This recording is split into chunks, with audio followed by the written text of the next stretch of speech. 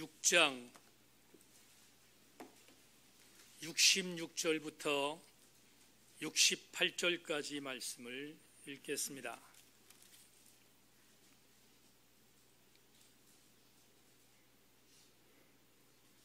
말씀 봉독이 끝나면 아멘으로 화답하실 수 있기를 바랍니다. 제가 말씀을 봉독합니다. 그때부터 그의 제자 중에서 많은 사람이 떠나가고 다시 그와 함께 다니지 아니하더라. 예수께서 12 제자에게 이르시되 너희도 가려느냐? 시몬 베드로가 대답하되 주여, 영생의 말씀이 주께 있사오니 우리가 누구에게로 가오리까? 아멘. 이제 여러분과 함께 송구영신 예배의 말씀으로 채널 고정이라는 제목을 갖고 말씀의 은혜를 잠시 나누겠습니다. 2019년 마지막 예배이자 2020년의 첫 번째 예배에 나오신 우리 교우들에게 하나님의 임재가 영적으로 스며드는 귀한 이 시간이 되기를 주님의 이름으로 축원합니다. 산등수용소라는 걸작을 쓴 랭던 클키 교수가 이렇게 말했던 적이 있습니다. 죄란 자아와 자아의 실존 또는 자아가 속한 집단의 최우선적인 관심과 헌신을 기울이는 것이다. 저는 랭던 길키의 이 말에 100% 동의합니다. 어떤 신학자가 신앙을 갖는다는 것을 이렇게 표현한 적이 있습니다. 신앙이란 자기의 손이 자기의 심장 안으로 오그라져 있는 상태를 타인에게 펼치는 것이 신앙이다 라고 갈파했습니다. 이 말은 신앙을 갖는다는 것은 신앙을 갖는 순간부터 철저하게 내 안에 있는 자기중심적인 삶을 청산하는 것을 의미한다는 이야기일 수 있습니다. 지난 주일 남성 소그룹 성경 공부반에서 마태복음 7장에 있는 산상수훈의 마지막 부분을 함께 나누었습니다. 그 나누었던 본문 텍스트는 마태복음 7장 17절부터 20절 말씀이었습니다. 이와 같이 좋은 나무가 아름다운 열매를 맺고 못된 나무가 나쁜 열매를 맺나니 좋은 나무가 나쁜 열매를 맺을 수 없고 못된 나무가 아름다운 열매를 맺을 수 없느니라. 아름다운 열매를 맺지 아니하는 나무마다 찍혀 불에 던져지느니라. 이러므로 그들의 열매로 그들을 알리라. 여러분, 지난주에 남성교들과 함께 이 말씀에 대한 은혜를 하나님의 모략을 통하여 함께 나누었는데 아무리 생각해봐도 이것처럼 선명한 복음의 메시지가 또 어디 있습니까? 나쁜 성도는 나쁜 열매를 맺고 좋은 성도는 좋은 열매를 맺는다고 산상수훈에서 주께서 우리에게 말씀하여 주셨습니다. 그래서 지난주에 남성교들과 함께 나누었던 달라스 윌라드의 기가 막힌 갈파 중에 이런 말씀이 있었습니다. 우리가 영적으로 기쁨을 찾는 가장 빠른 길은 예수께서 하실 것 같은 그 일을 하는 것이다. 예수를 믿는 사람들이 왜 나쁜 열매를 맺습니까? 아주 쉽습니다. 예수께서 하실 것 같은 일에 대하여 무관심하기 때문입니다. 예수께서 하실 일들을 위하여 달려가는 것이 그게 바로 영적인 기쁨을 찾는 것이라고 달라스 윌라드가 말을 했는데, 이게 어찌 한 신학자의 말일 수 있습니까? 저는 이 말씀이 성경의 핵심이라고 믿기 때문에 동의할 수밖에 없습니다. 그리스도인들이 누구인가? 그리스도인들은 예수께서 하실 것 같은 일을 행하며 사는 자가 그리스도인인 것입니다. 반대로 그리스도인이지만, 그리스도인이라는 이름을 갖고 있지만 전혀 그리스도인이 아닌 자들은 예수 그리스도께서 하실 일에 대하여 전혀 관심 없는 자들이 아니겠습니까? 그렇다면 우리는 오늘 2020년을 맞이하는 성구영신 예배를 통하여 내가 정말로 좋은 열매를 맺으며 내가 정말로 진정한 그리스도인으로서 살아가기 위한 영적인 바로미터를 찾아야 되지 않겠습니까? 그렇다면 그 영적인 바로미터는 과연 어떤 것일까? 저는 오늘 설교의 제목에 맞추어서 이렇게 설교의 내용을 미리 결론으로 맺습니다. 우리가 적어도 예수 그리스도인의 삶을 살려고 한다면 예수께서 하실 만한 일들에 대하여 우리의 영적인 시선에 채널을 고정하는 것입니다. 그렇다면 궁금한 게 있습니다. 그 채널이 무엇이냐 하는 것입니다. 우리 그리스도인들이 진정한 그리스도인으로 살아가며 우리 영적 시선의 채널을 고정할 그 채널이 과연 무엇인가? 오늘 요한복음 6장을 택한 이유는 본문에서 이 내용을 우리에게 너무나도 소상하게 알려주기 때문입니다. 요한복음 6장의 시작은 여러분 잘 아시는 벳세다 광야에서의 오병이어로부터 시작됩니다. 주님은 벳세다의 한 들에서 오병이어의 기적을 창출하셨고 그 기적을 수많은 사람들에게 보이셨습니다. 그러자 그 주변에 있었던 수많은 사람들은 우리가 일반적으로 아는 것처럼 오병이어의 기적을 통하여 함께 주님의 역사하심을 보았던 인물들이 약 2만 명 정도로 추산될 때 그 2만 명들이 어떻게 반응했는가? 성경은 요한복음 6장을 통하여 우리에게 적시하고 있습니다.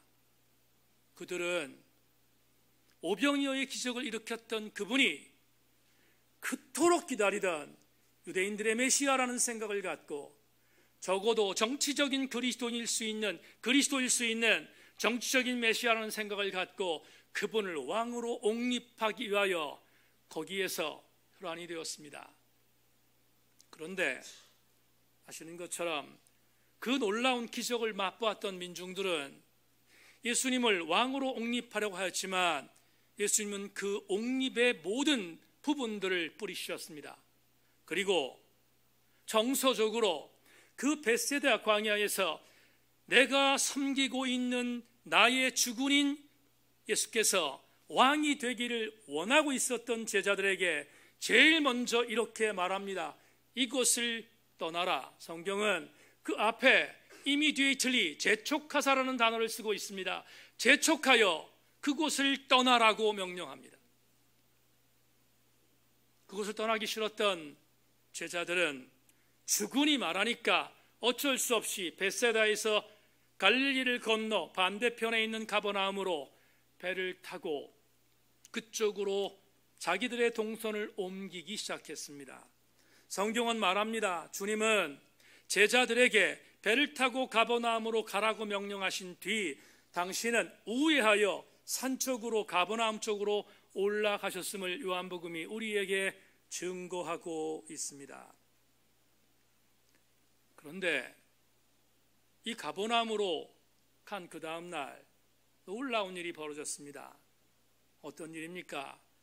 새벽 동안 가버나움으로 가는 제자들 모두가 헐몬산에서 내려오는 물로 인하여 회오리 치는 그 회오리 바람 때문에 요동되고 있는 그 갈릴리에서 풍랑을 만나 거의 죽을 뻔되었던 제자들을 풍랑을 잔잔하게 만드셨던 주님이 그들을 다시 안전하게 만드시고 가버나움의 목적지에 도착하셨습니다.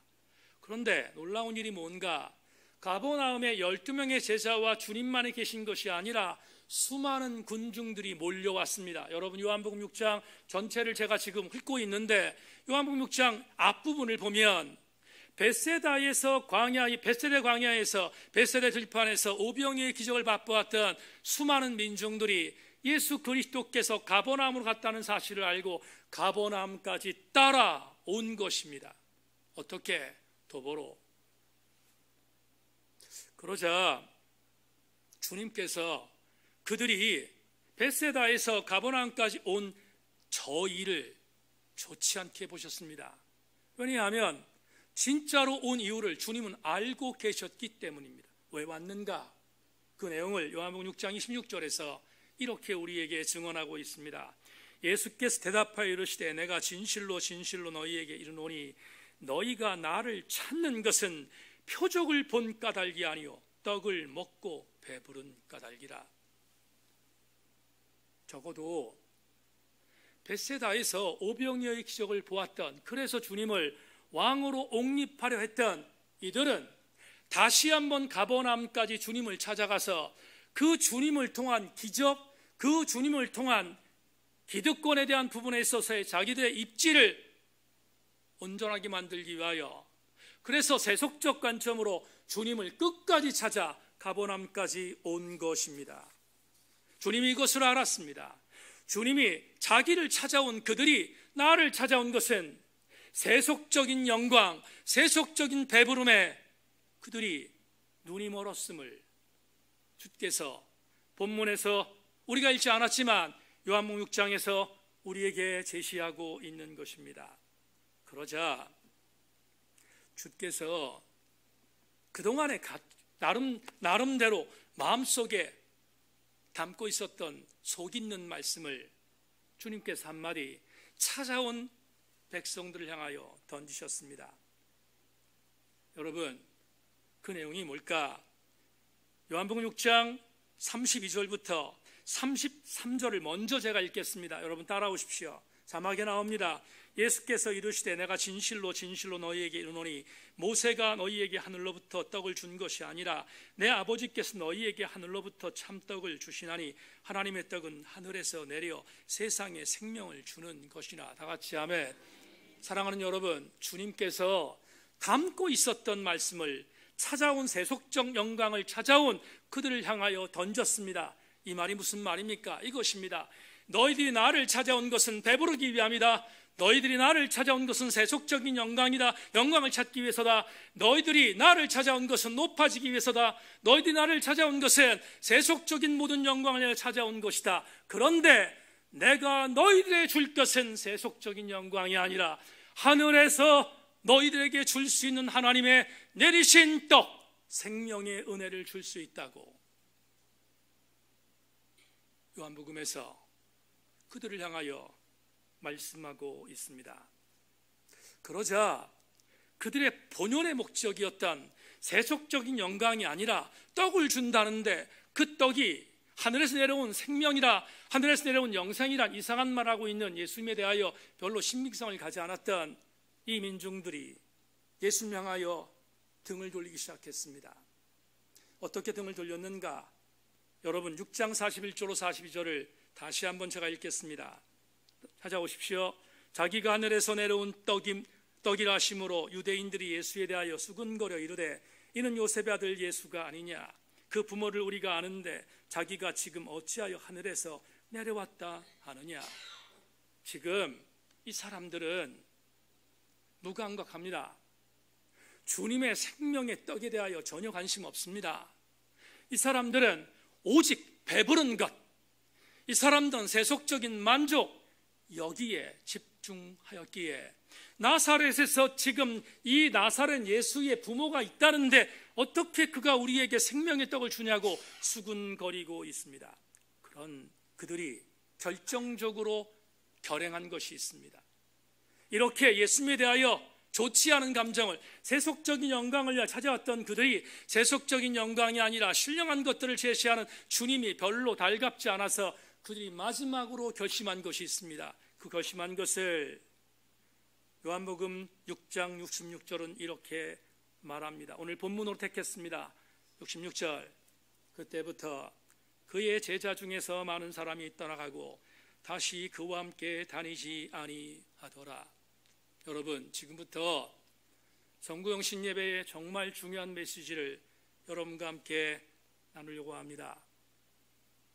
오늘 본문 66절에서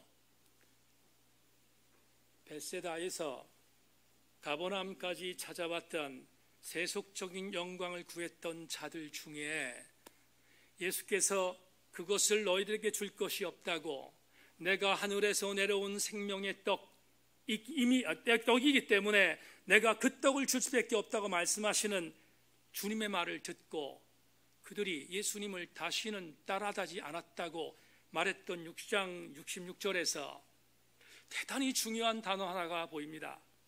무엇입니까? 예수께서 내가 줄 떡을 먹어라, 내가 주는 떡을 먹고 내가 주는 물을 마셔라 라고 하는 이상한 말씀을 하시는 주님의 이야기를 듣고 떠났던 자들 중에 누가 있었는가? 무지했던 민중, 무지했던 예수님과 전혀 관계없었던 사람, 세속적인 영광에 눈이 멀었던 사람만 있었는가? 그렇지 않습니다. 여러분, 66절에 오늘 우리가 정말로 민감하게 봐야 할 또 하나의 단어가 보입니다. 뭡니까? 마세테스, 제자입니다. 66절에 이렇게 말합니다. 예수를 떠난 사람들 중에 제자가 있다고. 이 제자는 누굴까? 신학학자들은 말합니다. 12명의 제자와 더불어 그 이선에 있었던, 이선에 또 다른 예수를 따르던 사람들이었습니다. 다시 그들이여, 예수님에 대하여 전혀 관심이 없었던 세속적인 영광을 갖고 있었던 자들만 예수님을 떠난 것이 아니라 예수께서 진리를 선포하자 예수 그리스도에게 양다리 걸치고 있었던 그 중에 다른 제자들도 예수님을 떠났다고 66절은 우리에게 고발하고 있습니다. 그런데 놀라운 사실이 또 하나 발견됩니다. 다 떠났습니다. 다 떠나자 가버나움에 남아있는 사람들이 있었습니다. 예수님을 떠나지 않고 가버나움에 있었던 사람들이 있었습니다. 여러분, 요한복음의 저자인 요한은 거기에 남아있는 사람을 대단히 특별한 단어로 요한복음 6장에서 우리에게 제시하고 있는데 67절, 오늘 요한의 이 말에 대하여 여러분 가슴을 열고 받으셔요. 어떤 건가? 분명히 66절에서 제자들이 예수를 떠났다고 말했던 사도 요한이 예수 그리스도의 글을 이렇게 기록했습니다. 67절, 예수께서 12 제자에게 이르시되 너희도 가려느냐. 성도들이여, 주님이 자기를 따른다고 하지만 명목적인 무늬만 그리스도인들, 무늬만 제자들이 다 떠나자 남아있는 마지막 주님의 보루라고 하는 제자들, 그들을 이렇게 말합니다. 12 제자라고. 12 제자. 그리고 12 제자에게 동일하게 주님이 말씀합니다. 너희들도 나를 떠날 것인가를 묻습니다. 차별화되어 있는 제자가 아닌 12 제자에게 주님이 조금의 빈틈을 보이지 아니하시고 너희들도 나를 떠날 것인가를 질문하셨습니다. 그러자 여러분, 이 질문을 받았던 12명의 제자 중에 항상 결정타를 날릴 때마다 나오는 한 사람, 우리가 일반적으로, 저는 동의하지 않지만 일반적으로 많은 사람이 말하는 것처럼 제자 중에 수석제자라고 하는, 저는 자리에 대해서 별로 중요시 여기지 않기 때문에 수석이란 말을 쓰기 싫습니다. 선임격에 있는 제자 베드로가 이렇게 말하고 있습니다. 68절 그 유명한 구절을 읽겠습니다. 시몬 베드로가 대답하되 주여 영생의 말씀이 주께 있사오니 우리가 누구에게로 가오리이까? 이제 2020년이 밝았습니다. 12시 정오 4분입니다. 첫 번째 우리 세인교회 성도들에게 드리고 싶은 담임 목사의 영적인 레마를 여러분에게 소개하겠습니다. 저는 오늘 설교의 서두에 적어도 예수께서 하실 일들에 대하여 기대감을 갖고 예수께서 하실 일들을 찾아가는 사람이 진정한 그리스도인이라고 정의했습니다. 그렇다면 이제 여러분에게 답을 드리겠습니다. 그 제자들이 누구인가? 베드로의 고백석에 나옵니다. 영적인 시선을, 채널을, 영적인 우리의 시선을 영적 채널에 고정하는 자들일 것입니다. 그런데 그 영적인 시선을 갖고 영적 채널에 고정한다는 말이 오늘 우리에게 어떤 의미인가? 사랑하는 교우들에게 이렇게 말합니다. 하늘이 두 쪽이 나도, 한국교회 이모저모의 아픈 소식이 들려와도, 수없는 세속적인 공격이 우리한테 있다 할지라도, 2020년 더 많은 공격이 우리한테 있다 할지라도 절대로 물러서지 말할 또 하나의 강력한 하나님의 은혜, 우리들에게 우리의 영적 시선의 채널을 고정할 것은 살아계신 하나님의 말씀인 것입니다.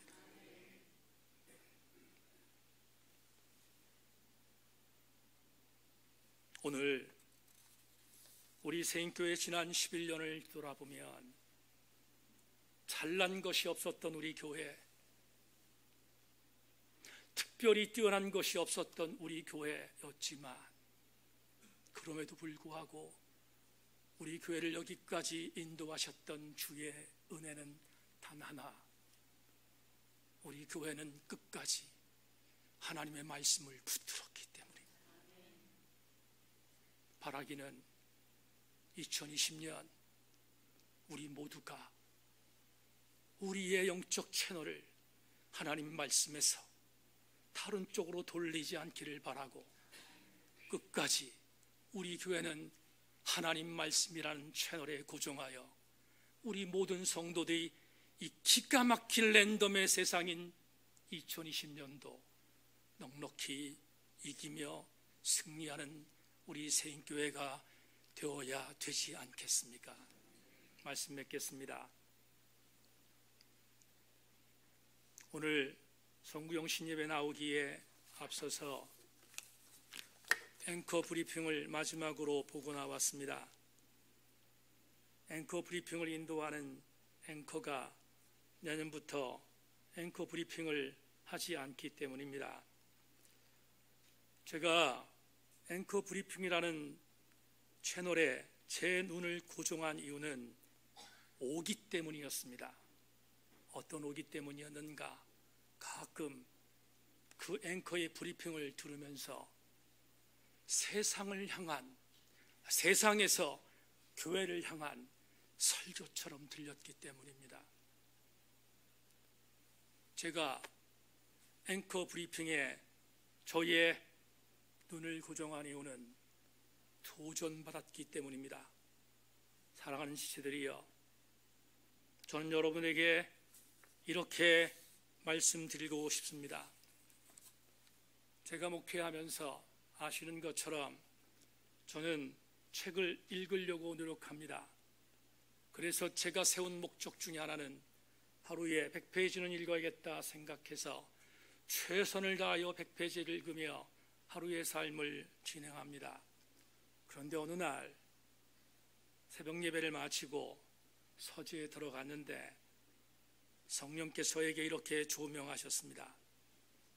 이 목사야, 너는 네가 좋아하는 독서를 하루에 100페이지 읽으면서 나의 채널인 말씀을 얼마나 집중하고 있는가를 물으셨습니다. 하나님 앞에 너무 죄송했습니다. 왜냐하면 새벽에 교우들과 통동하는 것과 그동안 제가 개인적으로 하루에 읽는 7장을 더해도 제가 읽는 독서의 양과는 전혀 비교될 수 없을 만큼 부족했기 때문입니다. 이후 하나님 말씀을 읽기 위하여 최선을 다하여 달려오기 시작했습니다. 하나님 말씀에 집중하여 하나님 말씀을 읽고 나니까 주께서에게 주신 선물이 있었습니다. 그 선물은 더 민감한 성령의 조명하심이었습니다. 사랑하는 교우들이여, 현섭이가 지난 주일날 급하게 몸이 안 좋아져서 원주기독병원에 가서 하루를 입원하고 돌아왔습니다. 그날 김웅식 집사가 다시 중보의 제목을 저에게 냈습니다. 목사님, 이렇습니다. 어떤 교우가 저에게 이렇게 아픈데 목사님께 기도 부탁을 드리는 이유는 그래도 붙들 수 있는 것이 목사님의 중보이기 때문입니다. 그리고 또 어떤 성도가 저에게 이렇게 말했습니다.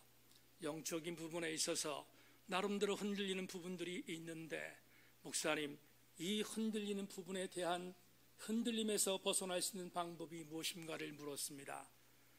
모았습니다. 다 모았더니 방법은 하나였습니다. 하나님 말씀을 통하여 조명받지 않으면 대답할 수 없는 것들이었습니다. 세인교회 지체들이여, 여러분 무엇에 목숨을 걸었습니까? 여러분들은 어디에 목숨을 걸었습니까? 바랍니다.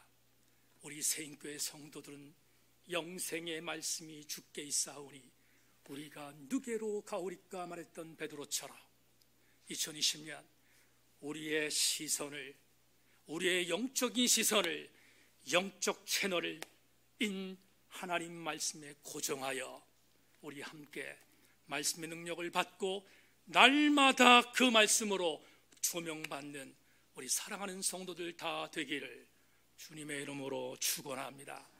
하나님 감사합니다. 하나님의 은혜 안에서 오늘 송구영 신예배를 주님께 드리며 2020년의 첫 번째 말씀을 교우들과 나누었습니다. 하나님, 우리 세인 공동체의 영적 채널은 말씀인 것을 명심하고 말씀에 우리의 시선을 고정하게 하여 주옵소서. 그리하여 그 말씀에 고정된 성도들마다 2020년 그 어느 때보다도 민감한 성령의 조명을 받으며 날마다 승리하는 우리 교우들 다 되게 하여 주옵소서. 감사드리며 예수 그리스도의 이름으로 기도하옵나이다.